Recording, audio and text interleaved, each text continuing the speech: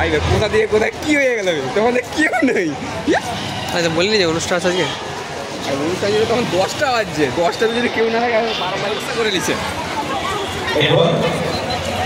তো কোথায় খাওয়া নাহলে ওই জায়গাটা সাউন্ডটা কমিয়ে দিবি। পুষ্পাঞ্জলি এখনো চলছে, যারা পুষ্পাঞ্জলি দিবেন মায়ের চরণে পুষ্পাঞ্জলি এখনো চলছে আমাদের অফিস বিল্ডিংয়ের 1 নম্বর রুমে।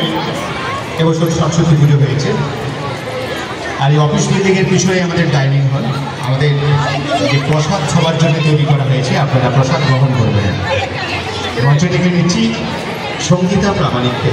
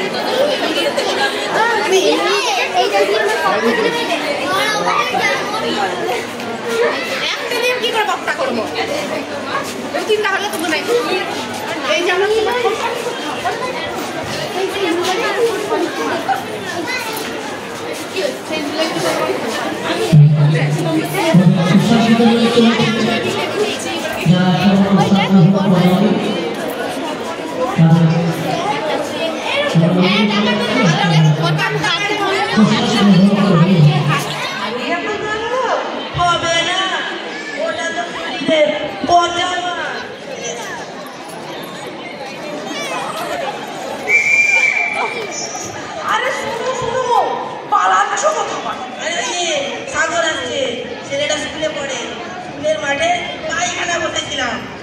সিটি বাজিয়ে নষ্ট করে দেয়। না না বুঝতে পারছি।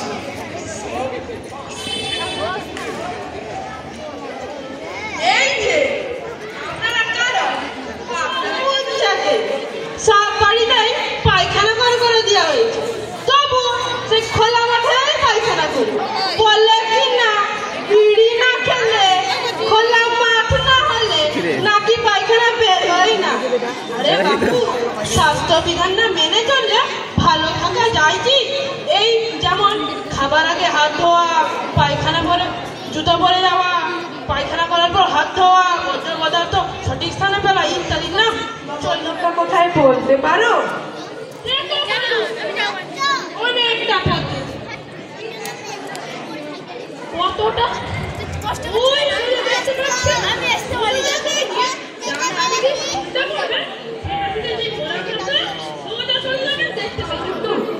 ছেলে মেয়ের পড়াশোনা হোক আর নাই হোক, সন্ধে হলেই সিরিয়াল আসছিল। ওই করেই তো ওদের বাড়িতে আমি স্ত্রীর মধ্যে ঝগড়া হয়ে টিভি নিয়ে পড়তে গেছি। আর বলবেন না মশাই, আমার বউয়ের কথা শুনবেন। এই যে গতকাল সিরিয়াল দেখার জন্য এত ব্যস্ত যে ভাতের ফেল বাড়াতেই ভুলে গেছে। কি আর করবো মশাই, ওই পিন্ডি খেলাম। বউ আমার সিরিয়াল দেখতে দেখতে ছেলেকে মাই বসে দুধ খাওয়াচ্ছে। কোথায় জানেন? মুখে নয়, একেবারে পেছনে। সন্ধ্যেবেলা বড় ছেলেকে টিউশন পাঠিয়ে দিয়ে এই যে বসবে আর উঠবে না। আসলে কি বলুন তো, বউকে তো আর কিছু বলা যায় না। বউ আমার প্রথম মানুষ হয়ে এসেছে, তাই পূর্ব জন্মের অভ্যাস এখনো ত্যাগ করতে পারে। আর তার মানে